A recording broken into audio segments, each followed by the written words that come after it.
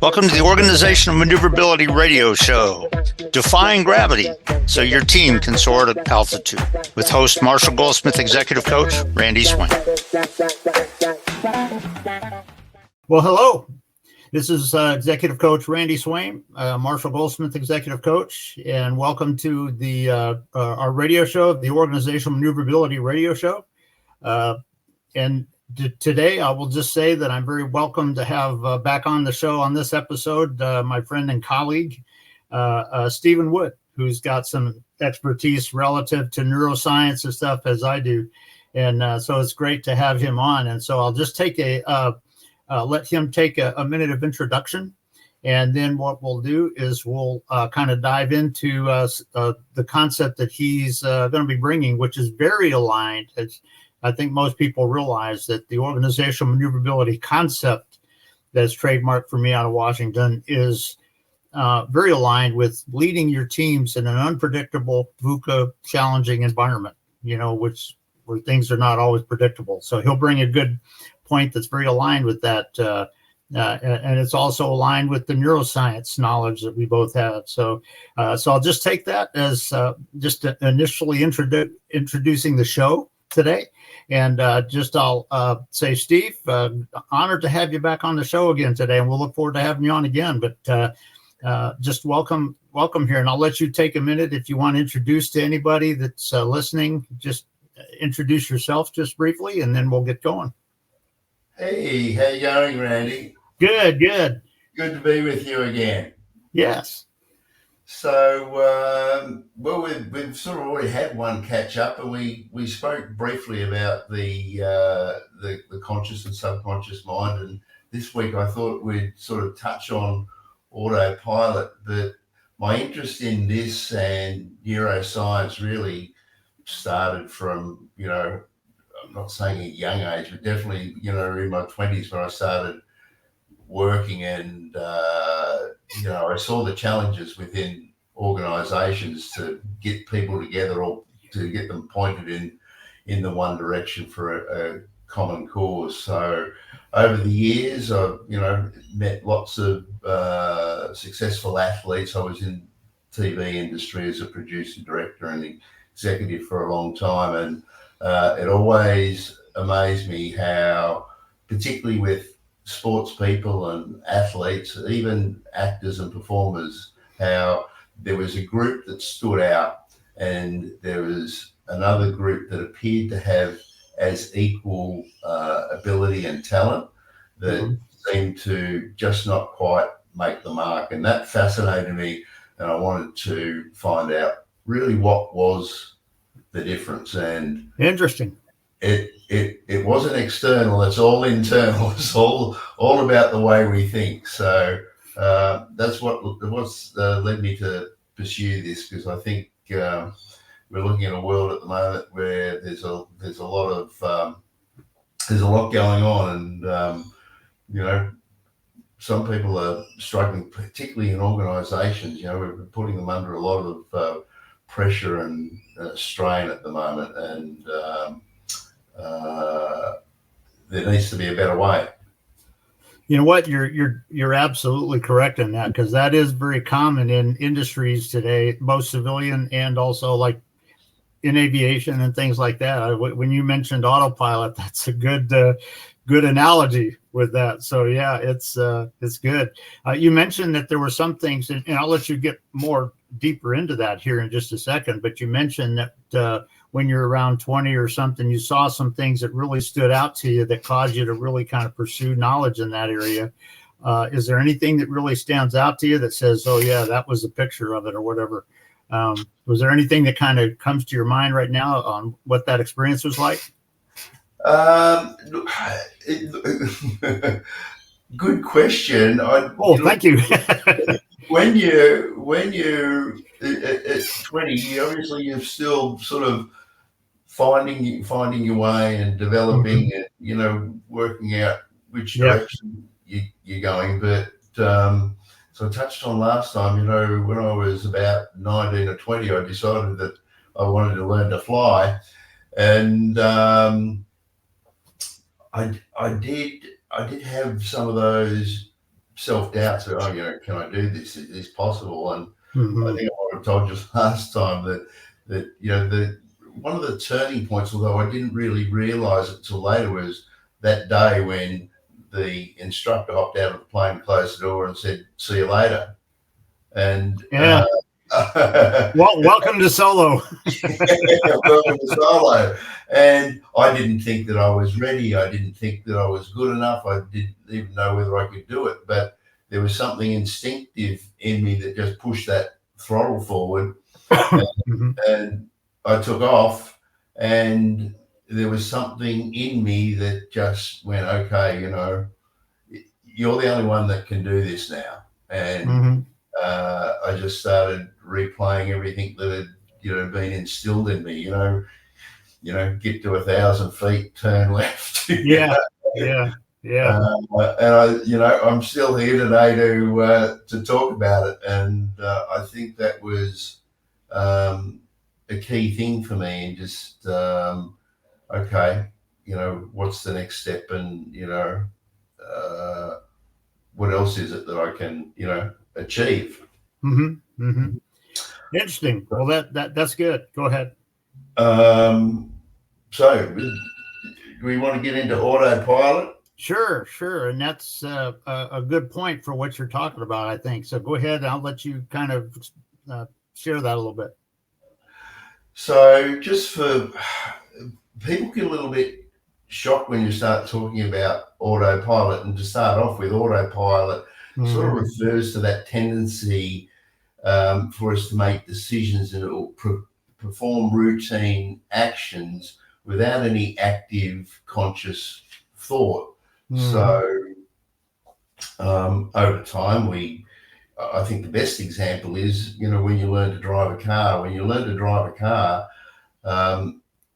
you go, how am I ever going to do this? I've got to, look at where I'm going. I've got to put my foot on the clutch, or I've got to put it into gear or take it off. I've got to use the indicator. I've got to, start this thing on. And it all seems overwhelming until you're just a little way down the track and you can master it.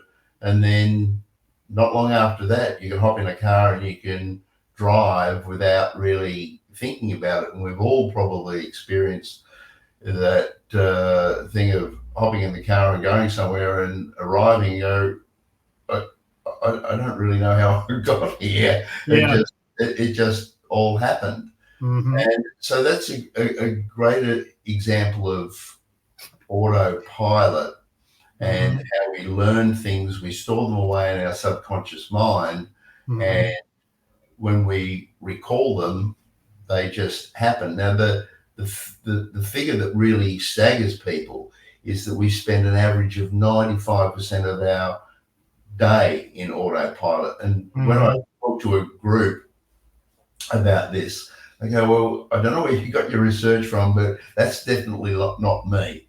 And I say, okay, let's just step it through from when you wake up in the morning. Just autopilot will play out in lots of different ways. But if people are looking to change things, they think they might be a little bit stuck, they want to achieve more, they want to get more out of life, you can't do it by doing the same things every day. But I say, let's just step through what happens on a daily basis. So the alarm clock goes off, you get out of bed, you go to the bathroom, you have a shower and get ready for work. You know what clothes you're going to wear, you know what you like for breakfast, you know how you're going to get to work, the car, the train, the bus. You arrive at your workplace, you know what your job is, you generally, you know the people within the organisations, you know the ones that are going to cooperate, you know the ones that are going to provide support for you, the ones that are going to create some trouble. You know, like the dynamic within meetings. You know where you're going to go and get your lunch or have your snack. And then the same routine plays out in the afternoon. then you go home and where your house is, probably what you're going to have for dinner, because there's half a dozen things that you really like. Mhm. And then you sit down and you watch TV, or you do whatever you do in the evening, and you do that day in, day out. Now, that sort of helps explain for people exactly. I go, oh my goodness, that's exactly what I do. Mhm. Now, the important, if you're spending 95%, and look, all this research is very flexible. There's some say that it's actually more than 95%, but it really means that we're only using our conscious thought 5% of the time.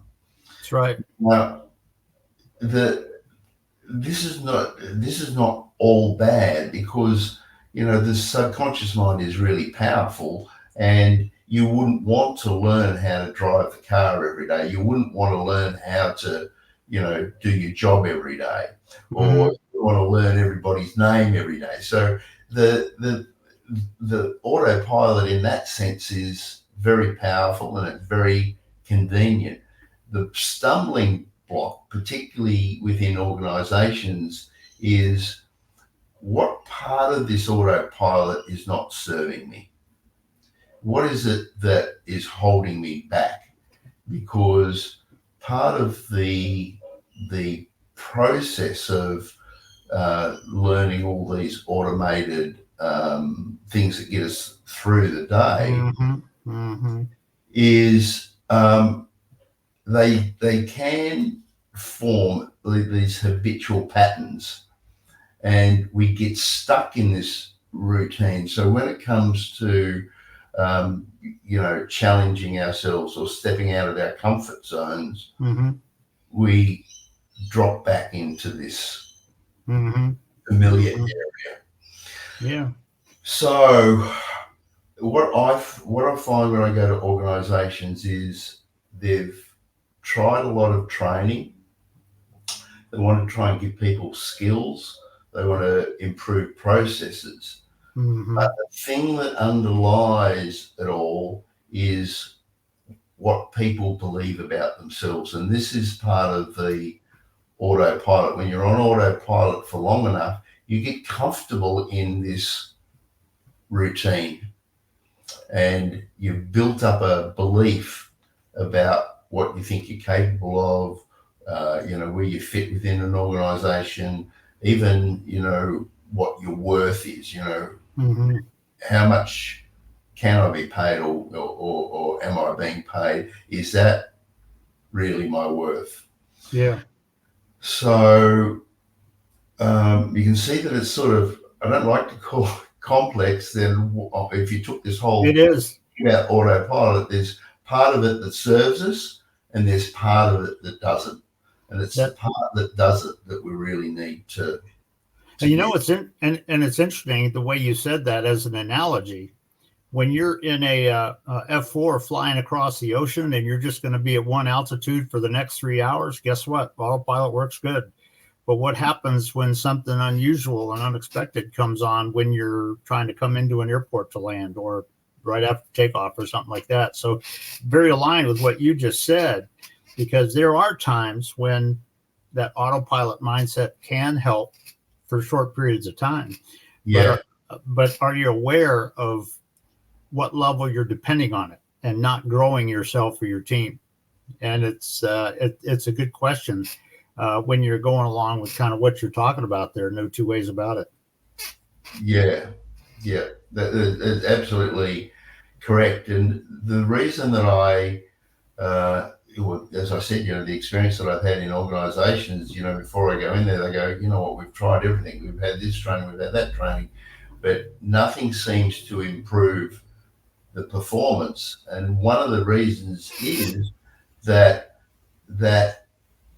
in trying to make the organization efficient, they've endorsed the autopilot in a way. And so people have got comfortable, and they've really constrained their potential for growth. Mm-hmm. And so it's about, breaking that, first of all, breaking that down and finding out you can imagine if you've got, I don't know, 50, 100 people in an organization, Mm-hmm. and they've all got a different concept of themselves built on this autopilot. What is my real potential? And you even hear people say it all you have to do is listen to people often that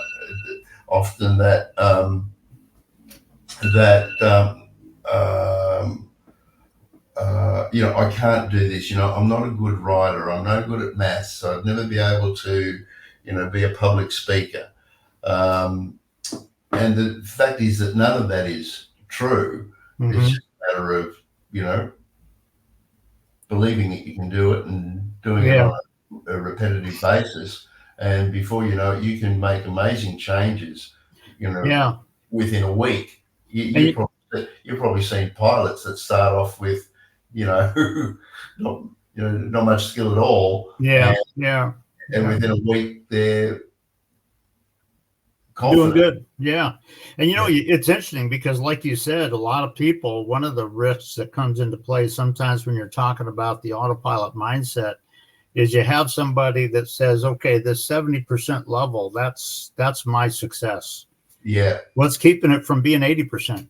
And so if you were working with or coaching a team in an organization or something like that, or maybe coaching the leader of a team in an organization, and you found that was that autopilot mindset was more pronounced maybe than it needs to be, what are some ways that you would maybe question them or have them really start to experience some of the possibilities that were there? What maybe some questions you might ask, or how would you get them thinking about that?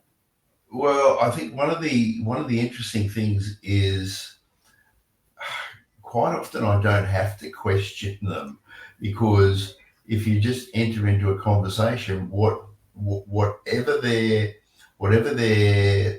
and they get challenged, whatever they're talking about is what they're believing about themselves.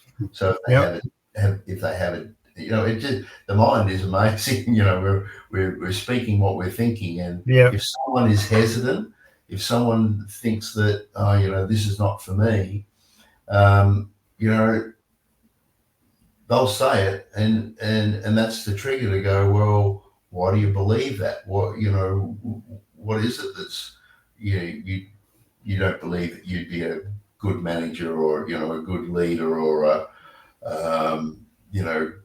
great to be in the team that is creating innovation. And so it's sort of like showing the path. Mm-hmm.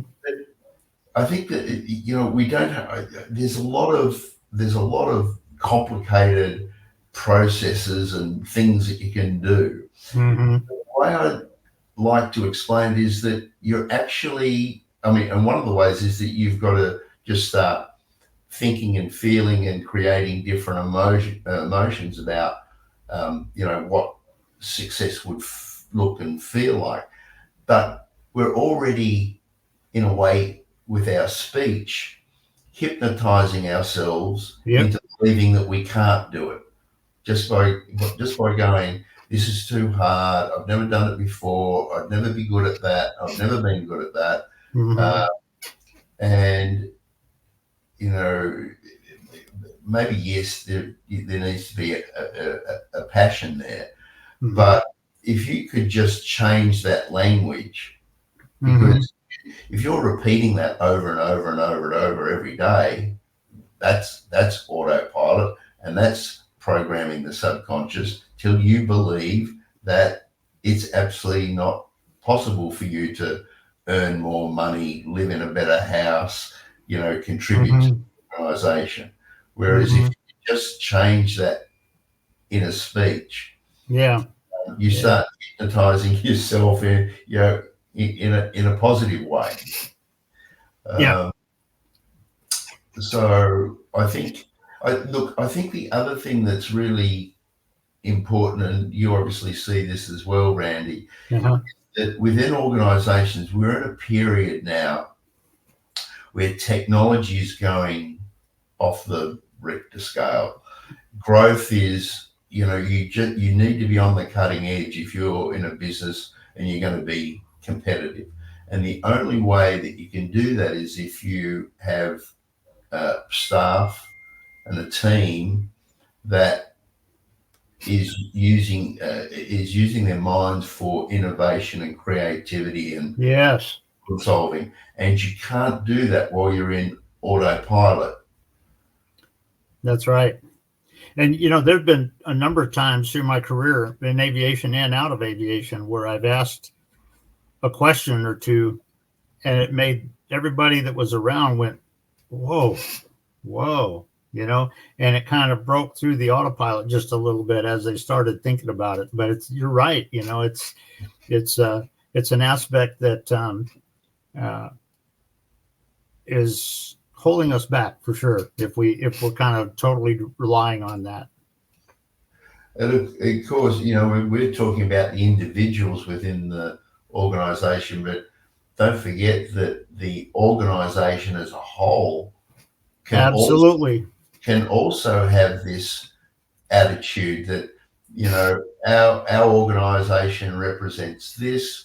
This is where we fit in the market. These are the things that we produce, and that's our lot. Yeah. Rather than taking the attitude, well, what would it take for us to expand or grow or take on, new technology or think outside the box?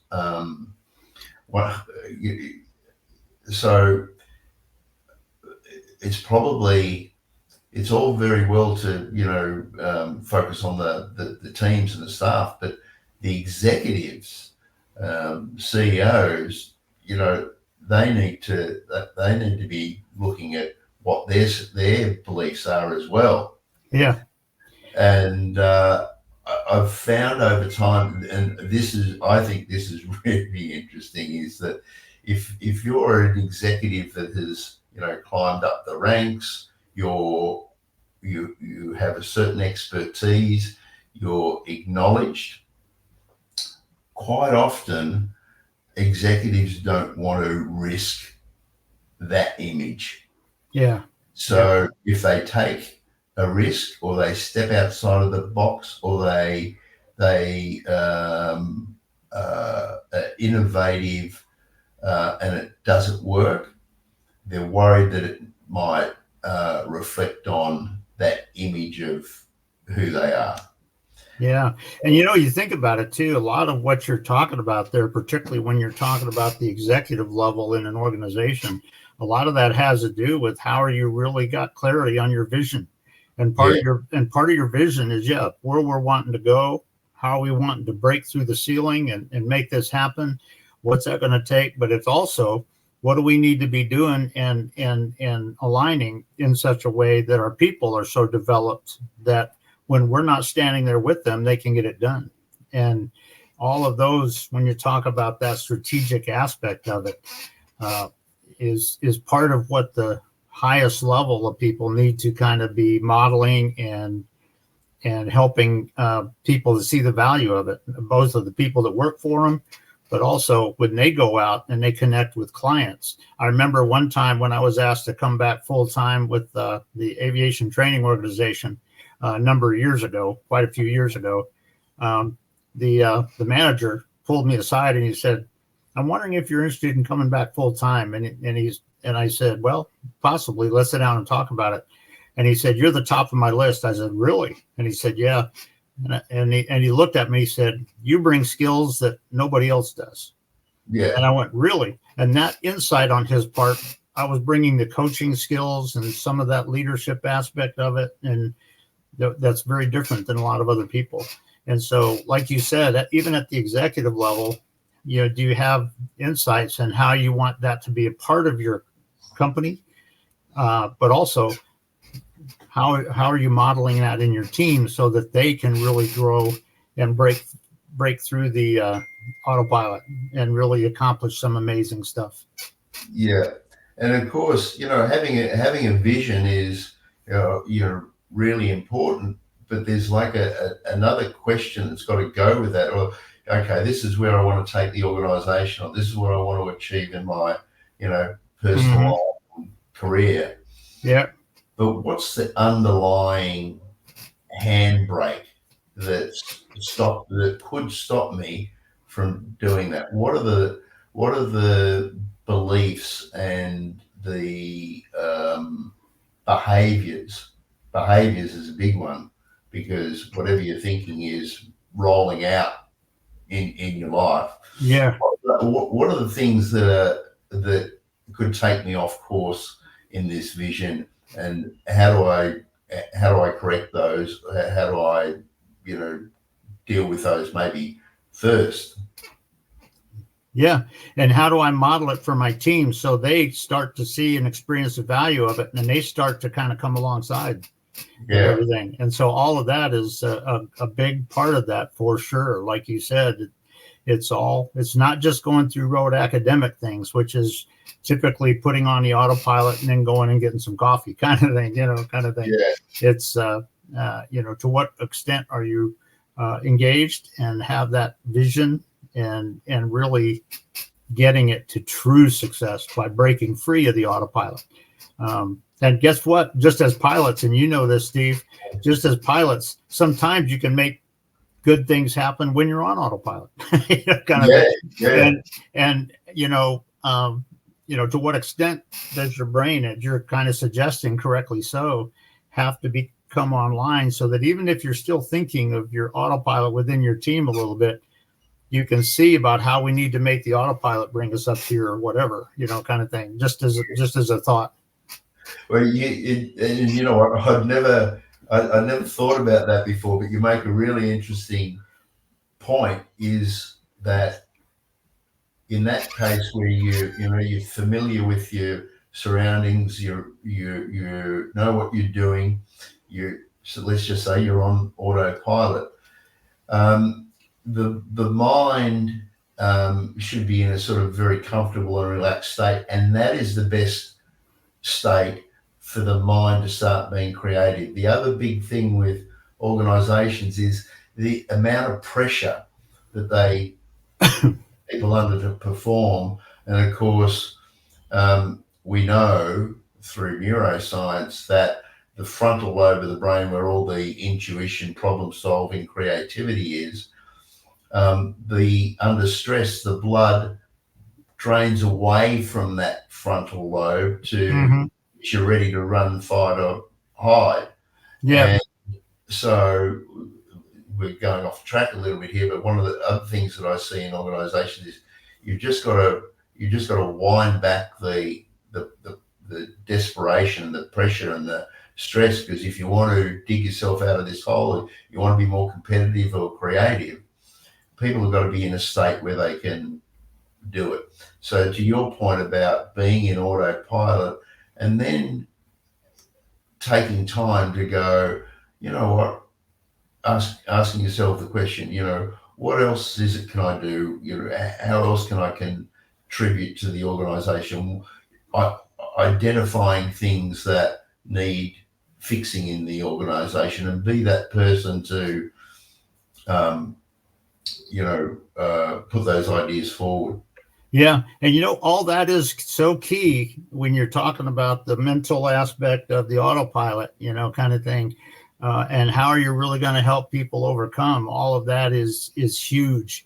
And I know it's a good thought and everything. And I know we're kind of getting a little bit close to our time, but a very good, valuable point. And, one of the things, and it's very aligned with what you said, I can't remember if I ever shared this with you, but this was, this was about 17 years ago. But because he knew my military background, there was a guy that was going to go into the Marines and fly in the Marines. And his parents asked me if I would have lunch with him. And we did, and we met. And after about an hour, we were standing on my front porch, and I looked at him and I said, but there's one question you want to ask yourself. And he said, what's that? I said, before I ask you, I said, because nobody else can answer this for you. You got to answer yourself. I said, take a look at your watch. And he did. And I said, what is the time and the date right now? And he told me, and I said, if you decide to do this, it's possible that 3 to 5 years from right now, you'll be flying your F-18 in bad guy territory and you see a missile coming up to shoot you down. I said, you have to know that even if it's in the last 30 seconds of your life, you have to know that you can perform at 100%. Yeah. Even at that miss. And so, like you said, there are factors that sometimes come into play that's not just road academic and not strictly autopilot. But like you said, even when you're on autopilot, do we have that vision that can kind of help us really see where we need to go? What's something that I didn't think about before that I need to plan for, and all that? All that's kind of a part of what you're talking about. Yeah, absolutely. And cool.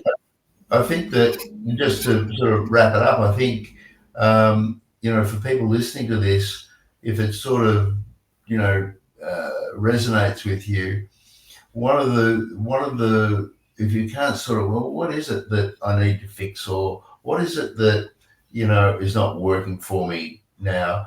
You just need to look back and see how, whatever the thing is that's preventing you, whatever the pattern that's inhibiting your progress, will it's reflective. So all you have to do is look back in your life to see where it's repeated itself, because it'll keep on coming up. Every time you reach a point that you think you're not capable of stepping over, you'll step back, and then it'll come up again, and you'll step back. And I know this for a fact because it was one of the things that I had to deal with. Self-sabotaging myself. Yeah.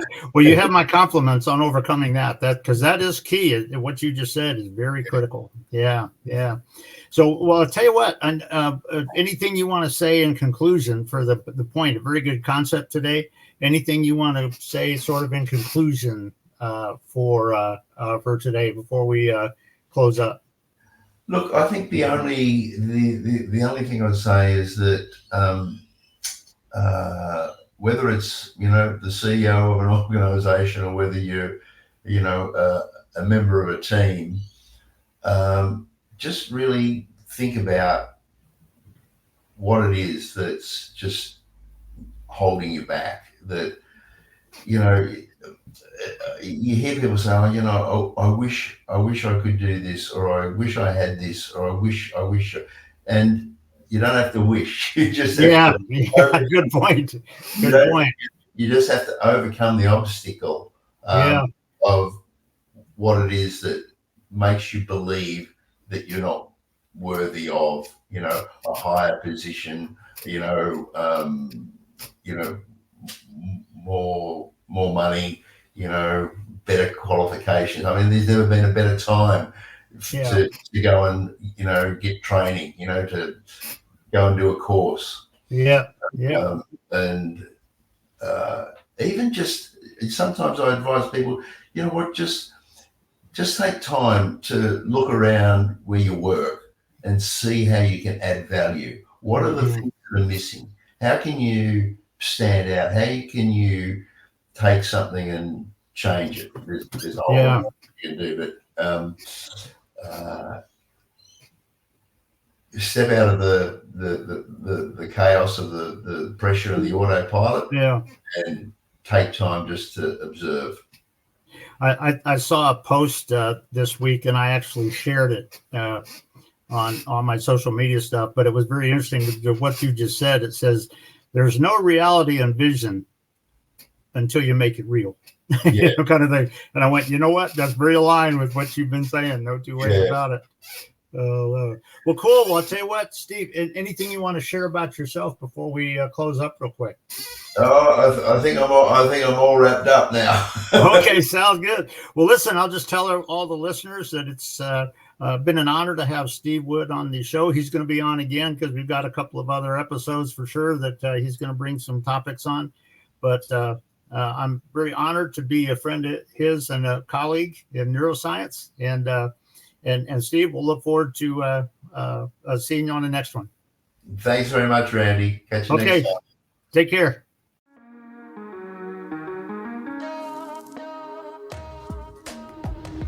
Broadcasting from the business capital of the world, this is the Podcast Business News Network. For nearly 2,000 severely injured veterans, everyday life has become filled with barriers.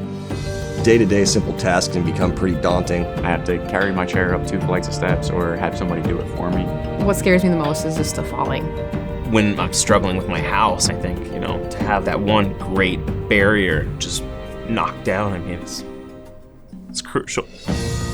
Home for Our Troops is a wonderful nonprofit that builds a mortgage-free, fully adaptive, handicap-accessible house. And there's no catch. It'll be our very first home that we've ever owned. This is a game changer. This is where your life begins again.